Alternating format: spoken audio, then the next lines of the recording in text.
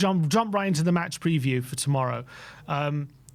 As we said, it is Frank's first ever Champions League game. He said in his press conference today he is super excited to be managing in his first Champions League game. He said it's going to get real for him when he hears that Champions League music for the first time.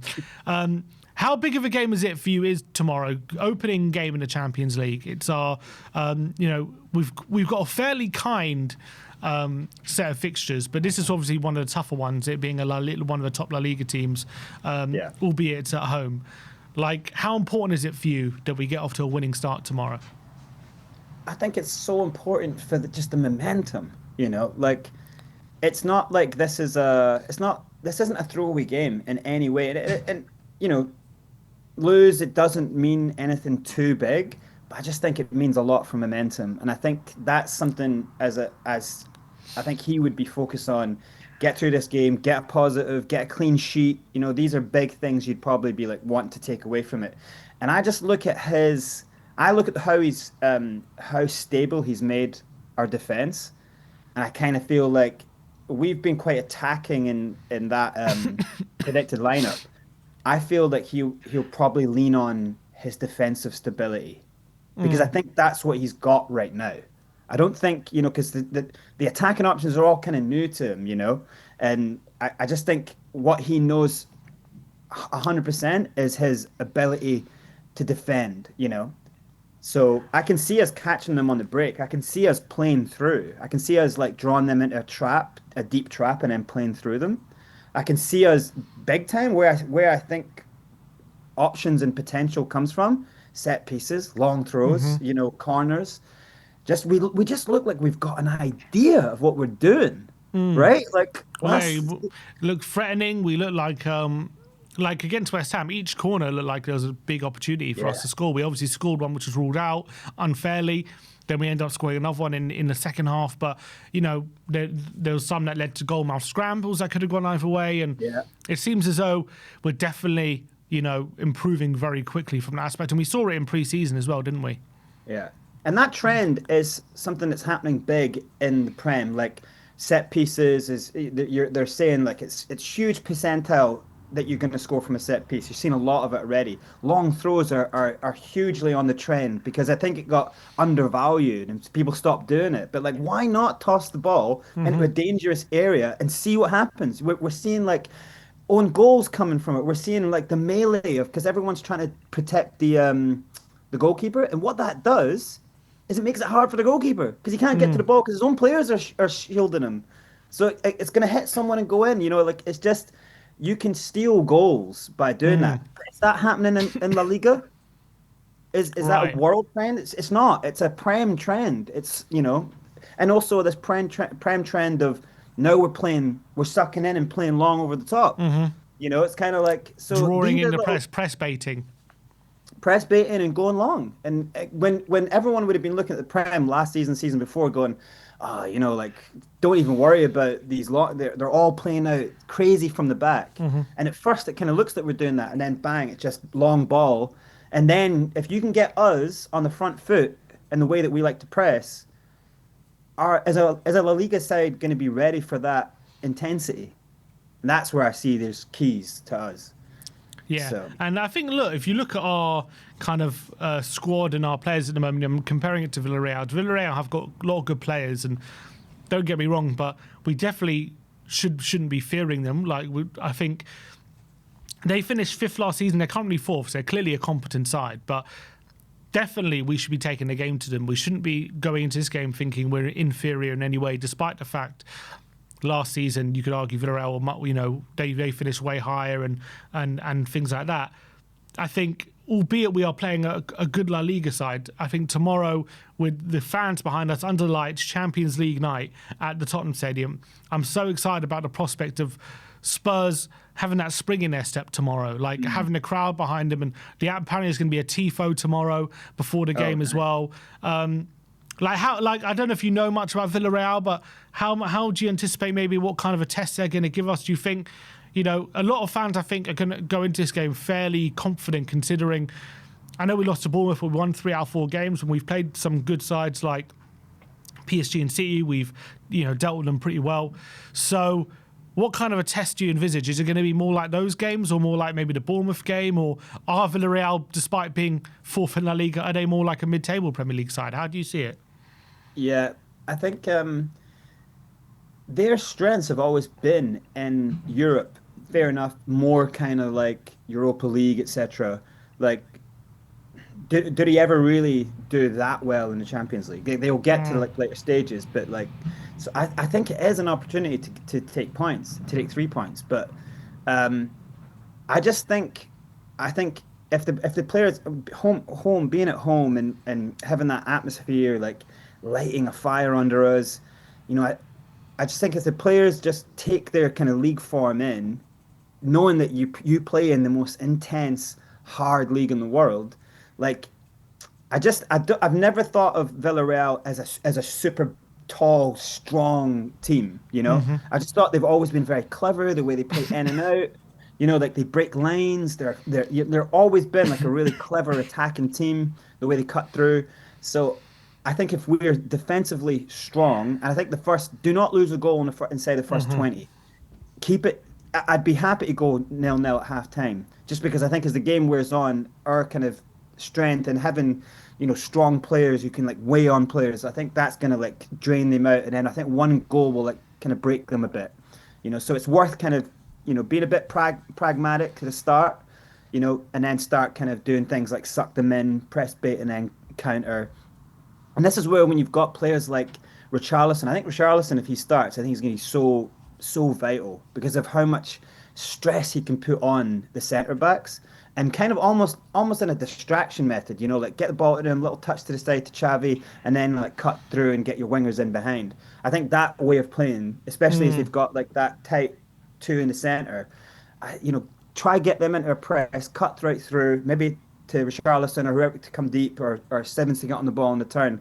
I think on the counter, I think we can cause them a lot of problems. So it's just whether or not we can hold strong, because I think if that veneer of strength gets cracked inside 20, then you're talking about a team who does have a history of Europe, who you know pretty confident. Then it's going to be an interesting game. Darren Fletcher, who's a TNT sports commentator, he said that Spurs are his dark horses for the Champions League, because he looked at the way they played against PSG and against Man City, against some really top teams, and he said, look, if they can play like that in some knockout games, and maybe when they play at home, they take the game to them, that could be a real recipe for success. Like, what do you feel about Spurs potentially being dark horses for this competition? Oh, I mean, I'm trying not to even think about it like that. I mean, like low key, I do have confidence that we'll get to quarters and maybe semis. Like I feel like we've got that run that kind of makes it kind of lines it up for us. But it's just I do want it to like go into every game just going kind of back yourself, but don't go in it cockily. Like go in, just let's get this one, get 3 points, just get this one out of the way, win this one, and keep moving on. Because essentially, if you look, we take that when we saw the run of games we were going to have, like you would have taken it all day long. There is some tough games there, but you'd think we should be coming out with enough points to be top 8. So yeah, I don't want to get too cocky. It's the games that we think we're going to smash the team. It's probably going to be the banana peels. Exactly. So, City away, you're like, oh, we'll probably get lucky to get away with a draw in this game. We go and smash them, and then Bournemouth at home, everyone's confident. Yeah. We've just been City, nothing to fear, and that was again we came unstuck, wasn't it? Yeah, I just don't like coming to our ground. The fear I have about this game is that Villarreal kind of throw a Hail Mary in and maybe sit for a bit and then try to catch us on the counter. That's what I'm worried about. That's the only thing, because you don't think that they're going to play possum. You think they're going to try bring it to us.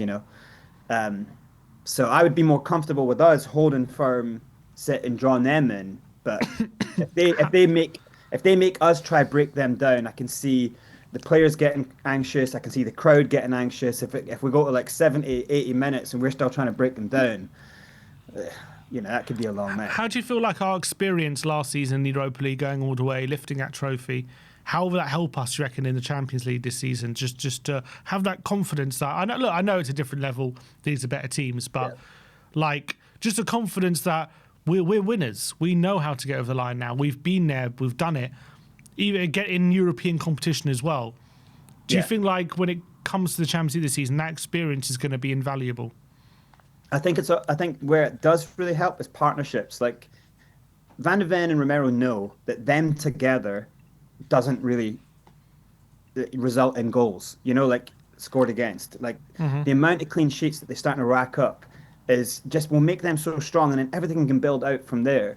I think as a squad, knowing that you went through such a hard time, and then when it mattered, you're all able to get in front of the ball, get behind the ball, and see out results. So like if things get tough and needed, we can do the dirty work. So that's where the bottom line confidence comes from. Then it's a case of like obviously we're early days in building a system to go and murder teams. We're not there yet, but like we haven't even needed to.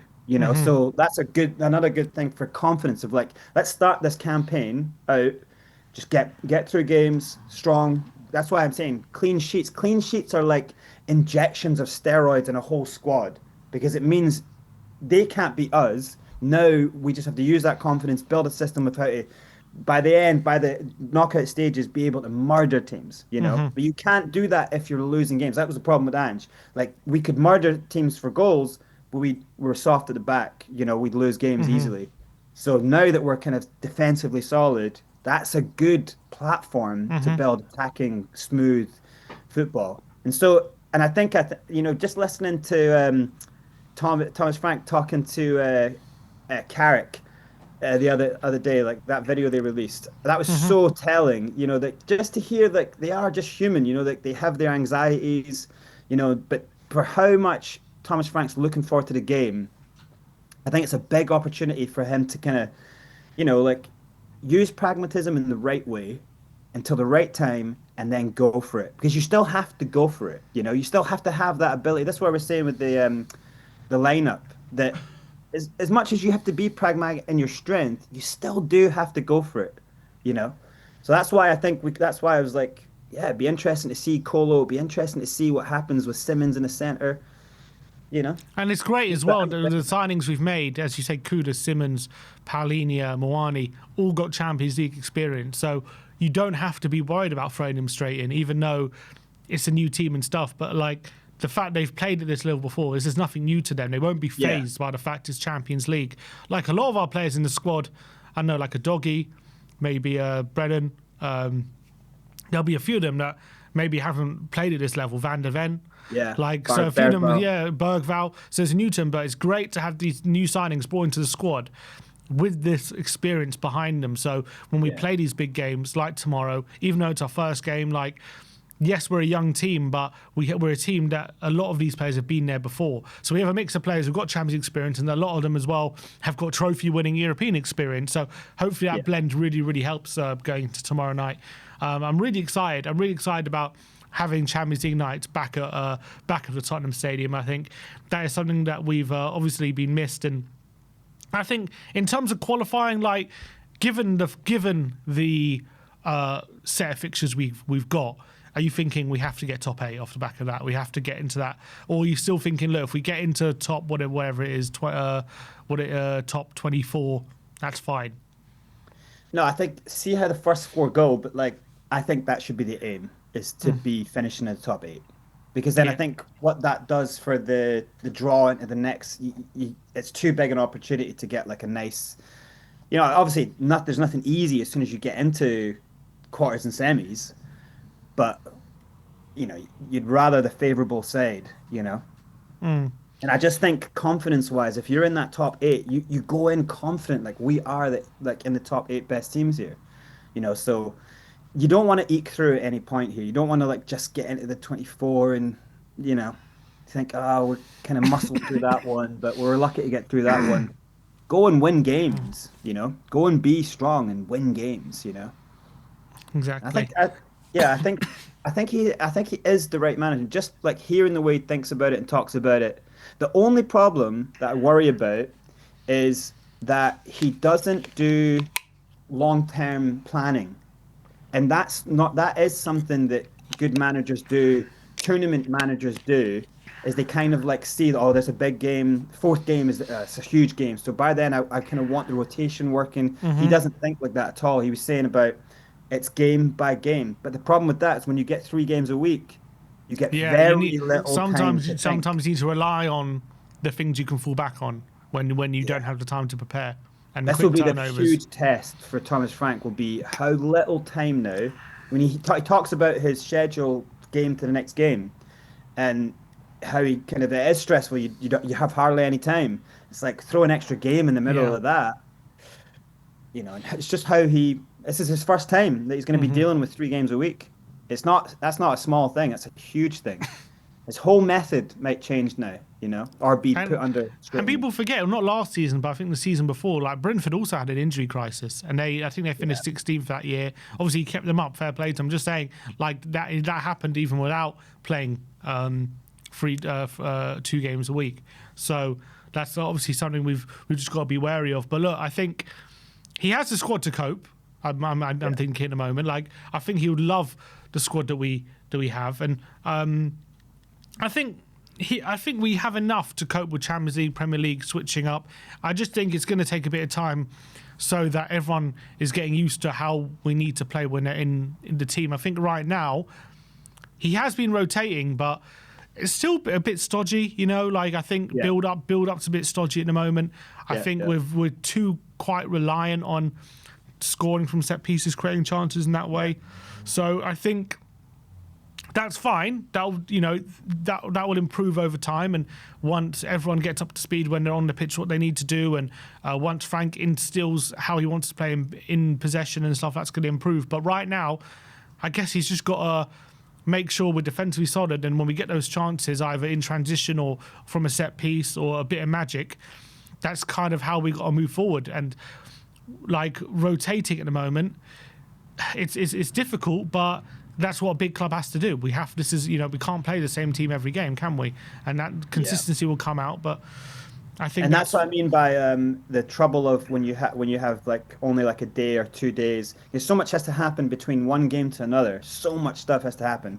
Briefs, the breakdown, like how to plan training in between, how to give some recovery, not how to not overload players. There's so much that has to happen that when you throw a game in between that, it gets really difficult. And so you can't afford to have long-term thinking. And so what then the biggest thing that you risk at that point is you don't get every player up to speed in terms of their physicality. So say, look, I can see a little bit of a problem being Archie Gray. So if you're looking to not get him minutes, it's going to be a problem eventually because there's going to be injuries and he's going to have to come in and be boom right on time and pace of the game. And it's like, well, this is what you didn't see long term was you needed everyone up to speed.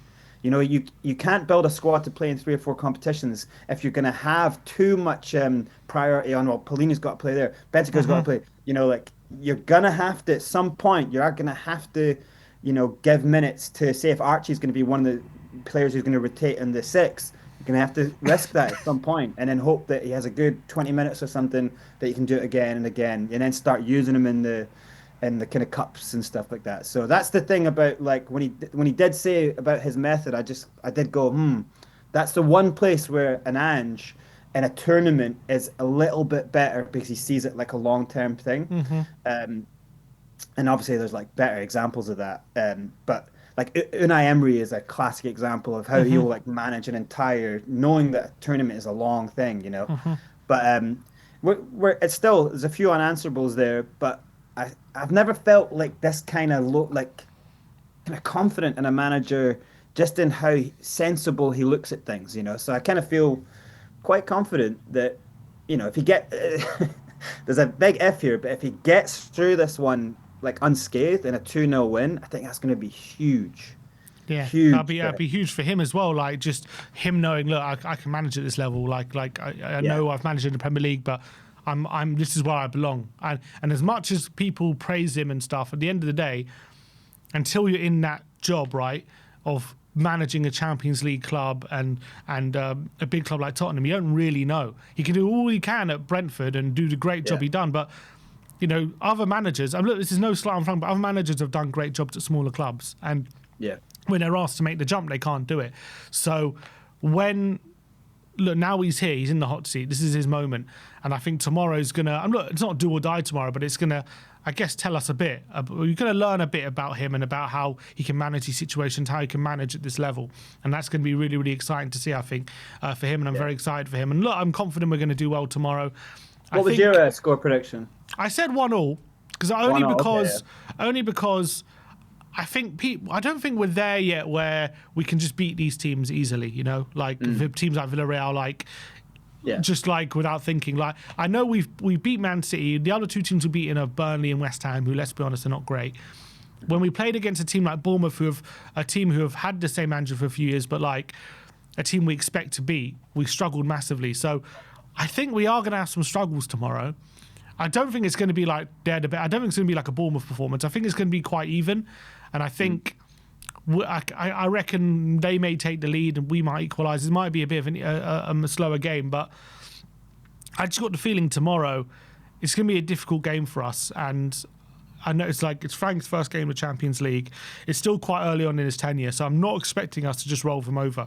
I know we've beaten good teams, but I don't know if we're quite there yet where we're just rolling teams over in the Champions League. Like, I still think it's going to be a struggle. So I've gone for 1-1, but I mean, look, if we win, I think that's going to tell me a lot. If we win comfortably, that is going to tell me a lot. And that's what I'm hoping for. So you're saying we win, you're like, we're winning it all. Well, that's it. We're winning it all. Champions League, Premier League, Carabao Cup, nothing can stop us. Maybe Darren Fletcher was right. But look, Brains, I know you're short for time, so appreciate you. Appreciate you coming on and previewing the game. Where are you watching it tomorrow? Anywhere special or? No, I'm just going to watch it at Fred's place. Fred's place. Nice. And everyone's invited? Open invite? Well, I mean, you guys to the 850 people watching. Who are you in the studio? Who are you in the studio with? Me and Ashmatic, yeah. Yeah, I do like studio nights with Ash. You lads and Ash. That's always you've got an open invite, Brains. You know that. You've got an open invite. You know that. Appreciate your time, mate. But look, we'll see you tomorrow for the big watch on against Villarreal. Champions League nights are back at the Tottenham Hotspur Stadium. It's absolutely buzzing for that. We'll see you guys tomorrow. Like, subscribe, and comment. And as always, come on, you Spurs.